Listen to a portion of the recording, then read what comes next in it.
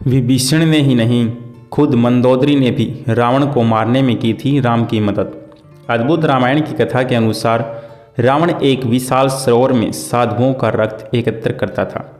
एक तपस्वी गिरिशमदा वर्षों से कठिन तपस्या कर रहे थे ताकि माँ लक्ष्मी को अपनी बेटी के रूप में प्राप्त कर सके। कठोर तपस्या के दौरान ऋषि गाय के दूध को एक बर्तन में इकट्ठा करते थे और मंत्रों से उसका अभिषेक करते थे। साधु को विश्वास था कि इससे उनके पास लक्ष्मी आ जाएगी। रावण ने अपनी दुष्टता से साधु के दूध से भरे बर्तन को अपने खून वाले कुंड में मिला दिया। जब मंदोदरी की सुंदरता से मोहित रावण उससे शादी करने के बारे में सोचता है तो उसे एक चेतावनी भी मिलती है। जब मंदोदरी को इस बारे में पता चलता है तो वह क्रोधित हो जाती है और फैसला करती है कि वह खून से भरे बर्तन में डूब जाएगी।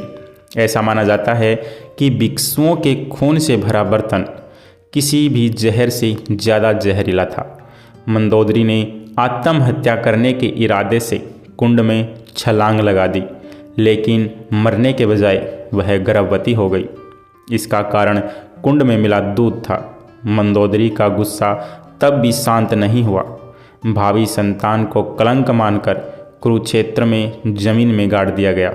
यह वह स्थान था जहां राजा जनक खेती करते हुए सीता से मिले थे। रावण के एक अन्य संस्करण में देवी भागवत पुराण में उल्लेख किया गया है कि जब मंदोदरी की सुंदरता से मोहित रावण उससे शादी करने के बारे में सोचता है तो उसे यह भी चेतावनी मिलती है कि वह विवाह से पैदा हुआ पहला बच्चा उसे बर्बाद कर देगा। रावण ने चेतावनी को नज़रअंदाज कर मंदोदरी से शादी कर ली। बाद में उसके गर्भ से पैदा हुआ पहला बच्चा रावण खुद कुरुक्षेत्र में जमीन में दफन कराया। वह लड़की सीता बन गई और रावण की मृत्यु का कारण बनी। हनुमान जी ज्योतिषी के रूप में लंका पहुँचे और मंदोदरी से मिले। रामायण के जैन संस्करण जैसे वासुदेव, हिंदी और उत्तर पुराण में समान संदर्भ है। यह भी कहा जाता है कि सीता रावण और मंदोदरी की पहली संतान थी और उन्हें दफनाया गया था क्योंकि रावण अपनी मृत्यु से डरता था। इंडोनेशिया, मलेशिया और थाईलैंड जैसे कई एशियाई देशों में बोली जाने वाली भाषा मलय में लिखी गई रामायण शेरी राम में सीता को इसी तरह चित्रित किया गया है। राम केलिंग में कहा जाता है कि मंदोदरी पर मोहित रावण गलती से छद्म मंदोदरी से शादी कर लेता है। यहाँ मंदोदरी को राम की माता के रूप में वर्णित किया गया है। सीता का जन्म राम के पिता और माता के मिलन से हुआ था, जो वास्तव में रावण की पुत्री थी। आनंद रामायण के अनुसार राजा पद्माक्ष की एक बेटी थी जिसका नाम था पद्मा था, जो देवी लक्ष्मी का अवतार था। जब उनकी शादी होती है तो राक्षस उनके पिता को मार देते हैं। जब उदास पद्मा आग में कूद जाती है, रावण को उसका शरीर मिला जो 5 रत्नों में बदल गया था। वह उसे एक डिब्बे में बंद करके लंका ले जाता है। डिब्बा खोलने पर मंदोदरी देखती है कि पद्मा अंदर है।